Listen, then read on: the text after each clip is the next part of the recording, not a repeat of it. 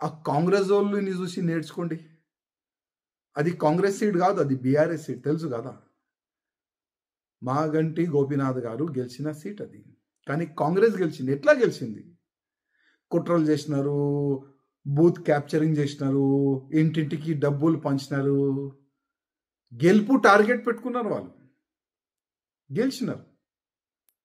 కానీ మనోళ్ళు గెలిచే టార్గెటే లేదు. ఎన్ని ఓట్లతో నీ ఓడిపోవాలే అదే టార్గెట్తో మా వాళ్ళు ముందుకెళ్ళినారు. మా కేంద్ర మంత్రి కిషన్ రెడ్డి గారు పార్లమెంట్లో ఉన్నా అది నియోజకవర్గం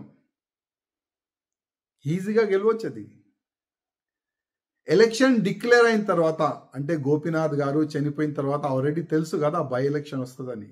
ఏం చేసినారండి? ఎందుకు ఆ జూబ్లీ హిల్స్లో ఉన్న ఓటర్ని ఎందుకు చెప్పలేదు మేమున్నాం మీకు అని?